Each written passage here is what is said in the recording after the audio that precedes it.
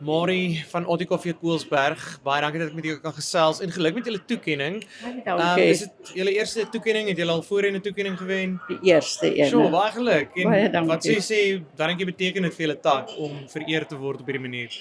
Ek dink dit gaan baie beteken, want die vorige jaar het ons geen projekte gedoen nie. In verlede jaar het ons 12 gedoen. Sjoe. So ek glo hierdie gaan vir ons net nog 'n meer motivering wees. Ja, van 0 tot 12. Wat is van daai projekte miskien wat vir jou uitgestaan het in hierdie afgelope jaar? Weet jy, ons het aan die begin van die jaar het ek op die selfoon gesien van die Positive Potato.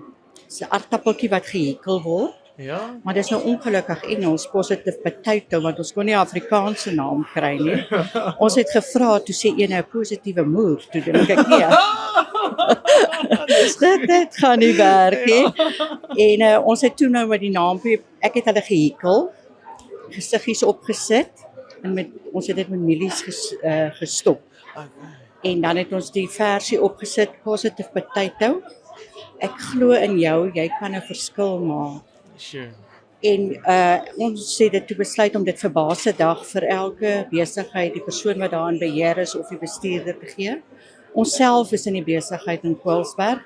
So ons besighede kry swaar en ou raak moedeloos en negatief. En weet jy, ek was nou by om 100 uit te deel in die dorp self. En die reaksie dit was net iets verskrikliks. Ja. Hoeveel het in trane uitgebars, net om te weet ek kan 'n verskil maak. Sure. Dis ongelooflik en met daai woorde, ek kan 'n verskil maak, om dit vir iemand te sê, is jy ook besig om 'n verskil te maak sommer daarbey. So jy sit daar by die woord reg. Ja. En dis mooi om dit te sien en om te wys dat daar's iets op 'n manier so eenvoudig daaraan, maar voordat hulle nie opstaan om dit te doen nie, dan besef mense nie eers wat se waarde daar in die dorp lê nie. Regtig. Ja, dit is so. En ek meen julle is nou daar almal ry dikwels deur Koelsberg op pad oral heen. Is dit een van die uitdagings, is dat dit 'n dorp is wat miskien baie moet staat maak op ander mense wat van buite af deurkom, maar nou begin julle besef dat julle ook vir julleself kan opstaan en iets kan doen? Ja, nee, verseker. En weet jy, ons bemark dit ook nou by die Chaco padstal.